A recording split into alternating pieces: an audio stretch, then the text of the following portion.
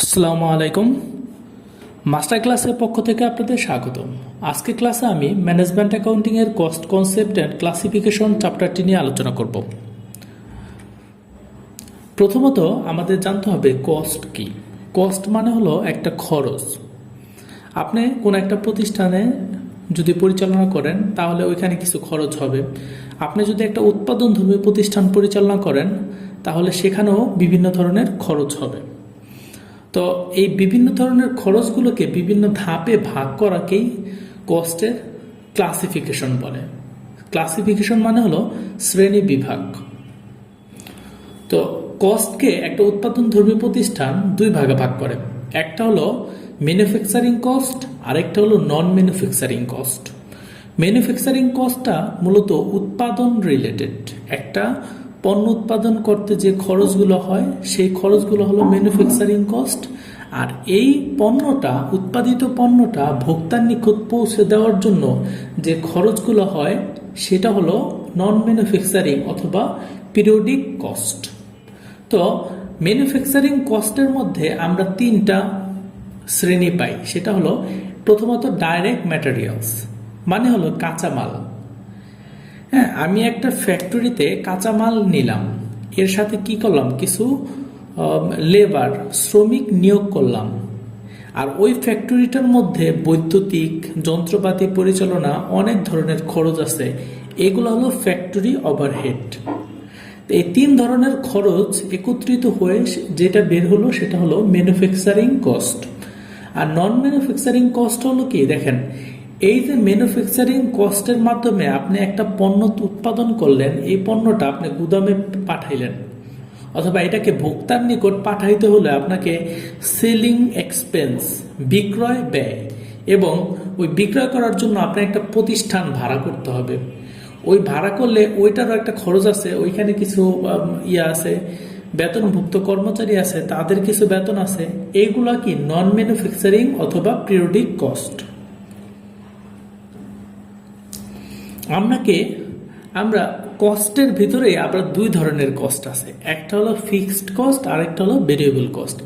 Fixed নামেই শোনা যাইতেছে যে এটা কি অপরিবর্তনশীল, যে ব্যয়ের কোনো পরিবর্তন হয় না, যে ব্যয় স্থির, সেটাই হলো কি ফিক্সড কস্ট।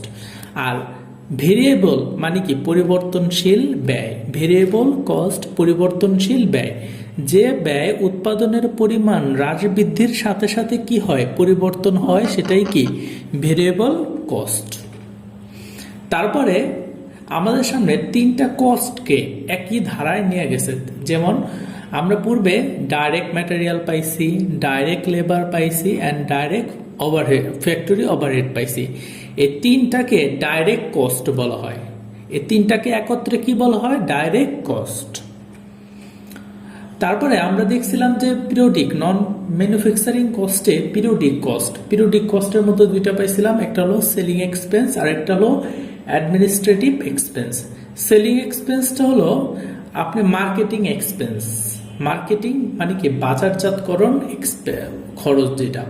তারপরে বাজারজাতকরণে কিছু ব্যক্তি নিয়োজিত থাকে, তাদের বেতন দিতে হয়, তাদের কমিশন দিতে হয়, এটা হলো সেলিং এক্সপেন্স। আর অ্যাডমিনিস্ট্রেটিভ এক্সপেন্স মানে হলো আপনি একটা প্রতিষ্ঠানের মধ্যে সেই প্রতিষ্ঠান পরিচালনার জন্য কিছু ব্যক্তি নিয়োগ করতে হবে, তাদের বেতন দিতে হবে, তারা কিছু সাপ্লাইস ইউজ করবে, সেই সাপ্লাইসের ডেপ্রিসিয়েশন হবে। এইগুলো কি অ্যাডমিনিস্ট্রেটিভ এক্সপেন্স। আমরা সামগ্রিক একটা চিত্রের মাধ্যমে সামগ্রিক ব্যাপারটা উপস্থাপন করি। দেখেন, এখানে একটা ফ্যাক্টরি দেওয়া আছে। ফ্যাক্টরিটার ভিতরে আমি প্রথম কিছু কাঁচামাল দিলাম। কাঁচামালটা কি ডাইরেক্ট ম্যাটেরিয়াল আমি দিলাম। ডাইরেক্ট ম্যাটেরিয়াল দেওয়ার পরে এর পরে আমি কিছু লেবার দিলাম, কিছু ফ্যাক্টরি ওভারহেড, এই খরচগুলো দেওয়ার পরে একটা গুডস, ফিনিশ গুডস তৈরি হয়েছে, মানে পণ্য, চূড়ান্ত একটা পণ্য তৈরি হয়েছে। এখন এই পণ্যটা আমি নিয়ে রাখলাম স্টোরের মধ্যে। হ্যাঁ, স্টোরের মধ্যে রাখলাম, এইখানে কিছু খরচ আছে, এটা কি সেলিং এক্সপেন্স বা অ্যাডমিনিস্ট্রেটিভ এক্সপেন্স। এই এক্সপেন্সগুলো করার পরে আমি এই পণ্যটাকেই আবার কি করলাম, কাস্টমারের নিকট হস্তান্তর করলাম বা তাদের ভোগের জন্য তাদের কাছে প্রদান করলাম। তো এখানে ফ্যাক্টরির মধ্যে যে খরচগুলো হয় এগুলো হলো ম্যানুফ্যাকচারিং খরচ, আর এই স্টোরের মধ্যে যে খরচগুলো হয় এই খরচ হলো নন ম্যানুফ্যাকচারিং খরচ, অথবা এর আরেকটা নাম হলো পিরিয়ডিক কস্ট। তো আমরা এই চ্যাপ্টারের অঙ্কগুলো করতে হলে একটা চার্ট আমাদের মাথায় থাকতে হবে, সেই চার্টটা আমরা একটু দেখি চলুন। তো এখানে প্রথম এই চার্টের মধ্যে প্রথম দেখা যাচ্ছে beginning inventory of rho materials. দেখেন, আপনি রো ম্যাটেরিয়ালস মানে কাঁচামাল, ধরেন গত বছর 50 টাকার কাঁচামাল ক্রয় করছিলেন, এখন 40 টাকার ইউজ করছেন, ইউজ করার পরে 10 টাকা রয়ে গেল না? এখন এই 10 টাকার কাঁচামালটাই আপনি এই বছর আইনা ব্যবহার করবেন। এটা কি beginning inventory of rho materials, মানে পূর্বের বছরের রো ম্যাটেরিয়ালসটা এই বছর ইউজ করবেন। তো এই বছরে 10 টাকার কাঁচামাল আনলেন, আনার পরে আপনি আরো 40 টাকার কিনলেন, পারচেস অফ রো ম্যাটেরিয়ালস হইল কত? 50 টাকা। এখন এটা বহন করে আনতে কিছু খরচ গেছে, 5 টাকা ধরেন খরচ গেছে, তাইলে এখানে 50 আর 5 টাকা 55 টাকা। এখন আপনি একটা পণ্য উৎপাদন করার পরে আপনার 10 টাকার কাঁচামাল রয়ে গেছে, এটা হলো ending inventory of rho materials. তো এন্ডিংটা বাদ দেওয়ার পরে যেটা থাকলো এটা হলো রো ম্যাটেরিয়াল ইউজ। আপনি এই বছরে রো ম্যাটেরিয়াল ইউজ করছেন কত, এটা এখানে বের হলো 45 টাকা। এই 45 টাকার সাথে আপনি দেখেন ডাইরেক্ট লেবার, আপনি এখানে কিছু লেবার দিবেন, লেবারের সাথে কি ডাইরেক্ট আদার খরচ আছে, খরচগুলো যোগ দেওয়ার পরে যেটা বের হলো সেটা হলো প্রাইম কস্ট। প্রাইম কস্টের সাথে আপনি ফ্যাক্টরির রিলেটেড কিছু খরচ পাবেন। এখানে ফ্যাক্টরি ওভারহেড থাকতে পারে, প্রোডাকশন ওভারহেড থাকতে পারে, ওয়ার্ক ওভারহেড থাকতে পারে। এগুলো যোগ দেওয়ার পরে আপনি যেটা পাবেন সেটা হলো টোটাল ম্যানুফ্যাকচারিং কস্ট অথবা ওয়ার্ক কস্ট। ওয়ার্ক কস্টের সাথে আপনি বিগিনিং ওয়ার্ক ইন প্রসেস যোগ দিবেন, একটা ফিগার বের হবে। সেটা থেকে এন্ডিং ওয়ার্ক ইন প্রসেস বাদ দিবেন, যেটা বের হবে সেটা হলো কস্ট অফ গুডস সোল্ড অথবা প্রোডাকশন কস্ট। এরপরে আপনি এর সাথে beginning inventory of finish goods এটা যোগ দিবেন।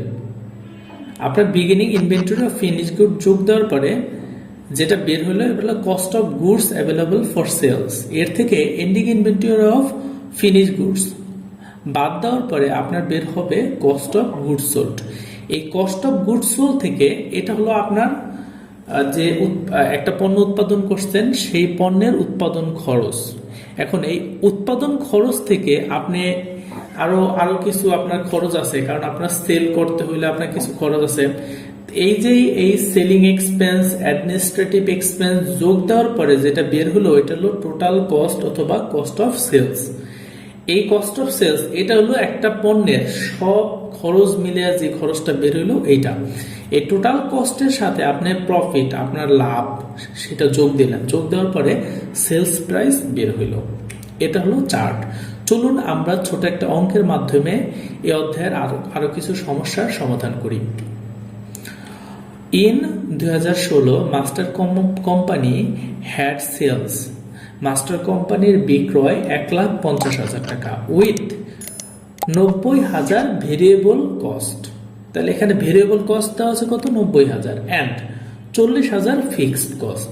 2017 সালে, পূর্বে তথ্য দেওয়া আছে কি 2016 সালের তথ্য। এখানে বলতেছে 2017 সালে sales are expected to decrease, মানে হ্রাস পাবে 15%। এখানে আমার অঙ্কে পুরো বলতেছে যে 2016 সালে সেল ছিল 1,50,000 টাকা। এই সেলসের মধ্যে ভেরিয়েবল কস্ট ছিল 90,000 টাকা আর ফিক্সড কস্ট ছিল 40,000 টাকা। এখন 2017 সালে বলছে যে 2016 সালের থেকে 2017 সালে 15% সেল কি হ্রাস পাবে, বিক্রয় হ্রাস পাবে। তা আমরা এখানে একটা থিঙ্কিং পাই যে ভেরিয়েবল কস্টের কিন্তু পরিবর্তন হবে, কারণ ভেরিয়েবল কস্ট সেলের পরিমাণ কমছে, বিক্রয়ের পরিমাণ কমলে কি আমার পরিবর্তনশীল ব্যয় কমবে, আর ফিক্সড কস্ট কিন্তু অপরিবর্তনীয়, ফিক্সড অলওয়েজ ফিক্সড থাকবে। এখন এখানে বলছে determine the company's operating income or loss for 17। এখানে 2017 সালের অপারেটিং লাভ হইলে লাভ এবং লোকসান হইলে লোকসান সেটা বের করতে বলছে। এখন আমরা দেখি সেলস কত আছে, 1,50,000। এখন এখানে বলছে যে আমরা তো 2017 সালেরটা করবো। এখন 2017 সালে কিছু কমছে না, 15% কমছে। তাহলে 1,50,000-এর 15% করলে 22,500 টাকা কি আমার সেলস 2017 সালে হ্রাস পাইছে। হ্রাস পাওয়ার পরে আমার এবছরের সেলস কত আছে, 1,27,500 টাকা। এর মধ্যে ভেরিয়েবল কস্ট কত আমাদের ক্যালকুলেট করতে হবে। তো ভেরিয়েবল কস্ট দেখেন, যখন সেল 1,50,000 টাকা, তখন ভেরিয়েবল কস্ট ছিল কত, 90,000 টাকা। যখন হবে 1 টাকা, এটা আসলে ঐকিক নিয়মে অঙ্কটা করা, যে যখন 1 টাকা হবে তখন ভেরিয়েবল কস্ট হবে কম, মানে ভাগ হয়ে গেছে দেখেন। তারপর যখন সেল 1,27,000 টাকা, 1,27,500 টাকা, তখন ভেরিয়েবল কস্ট কি দেখেন, বেশি টাকায়, যে গুণ 1,27,500 টাকা। এখানে বের হলো কত, ভেরিয়েবল কস্টে ৭৬,২০০ টাকা। এখন ৭৬,২০০ টাকা 1,27,500 টাকা থেকে বাদ দেওয়ার পরে বের হলো কন্ট্রিবিউশন মার্জিন ৫১,৩০০ টাকা। এখন ফিক্সড কস্ট দেওয়া আছে কত, ৪০,০০০ টাকা, ৪০,০০০ টাকায় থাকবে। বাদ দেওয়ার পরে দেখেন অপারেটিং লস আসছে ১১,৩০০ টাকা। চলুন আমরা আরেকটি অঙ্ক করি। টোটাল ম্যানুফ্যাকচারিং কস্ট, এখানে এই অঙ্কটা টোটাল ম্যানুফ্যাকচারিং কস্ট দেওয়া আছে কত, 2,50,000 টাকা। এখানে বলছে factory overhead was 30% of total manufacturing cost. বলছে টোটাল ম্যানুফ্যাকচারিং কস্টের 30% হলো ফ্যাক্টরি ওভারহেড, আর direct labour cost was 15% of factory overhead. মানে ফ্যাক্টরি ওভারহেডের 15% হলো ডাইরেক্ট লেবার কস্ট। এখানে বলছে যে রিকোয়ারমেন্টে ডিটারমাইন দি ম্যাটেরিয়াল কনজিউম অথবা ডাইরেক্ট ম্যাটেরিয়াল ইউজ বের করতে বলছে। তো প্রথমত আমাদের এখানে টোটাল ম্যানুফ্যাকচারিং কস্ট দেওয়া আছে কত, 2,50,000 টাকা। এর থেকে আমি বাদ দিব ফ্যাক্টরি ওভারহেড। ফ্যাক্টরি ওভারহেড কত, 2,50,000 টাকার 30%, 75,000 টাকা। তাহলে প্রাইম কস্ট কত আসে এখানে, 2,50,000 থেকে 75,000 টাকা বাদ দিলে থাকে কত, 1,75,000 টাকা। এটার থেকে আমি ডাইরেক্ট লেবার কস্ট বাদ দিব। ডাইরেক্ট লেবার কত আসে, 75,000 টাকার 15%, কারণ বলছে ফ্যাক্টরি ওভারহেডের 15%। তাহলে 75,000 গুণন 15% দিলে 11,250 টাকা। তো প্রাইম কস্ট 1,75,000 থেকে 11,250 টাকা বাদ দেওয়ার পরে 1,63,750 টাকা বের হয় ম্যাটেরিয়াল ইউজ অথবা ডাইরেক্ট ম্যাটেরিয়াল ইউজ যেটা। আশা করি আপনারা এই ক্লাসটির মাধ্যমে বুঝতে পারছেন এবং উপকৃত হয়েছেন। যদি এই ক্লাসটির মাধ্যমে আপনারা উপকৃত হয়ে থাকেন তাহলে আপনার বন্ধুদের সাথে শেয়ার করতে ভুলবেন না। আর আমাদের সাথে যুক্ত থাকার জন্য আপনি সাবস্ক্রাইব বাটনে ক্লিক করুন এবং নতুন ক্লাসগুলোর নোটিফিকেশন পাওয়ার জন্য পাশে থাকা বেল আইকনটিতে ক্লিক করুন। আসসালামু আলাইকুম ওয়া রাহমাতুল্লাহি ওয়া বারাকাতুহু।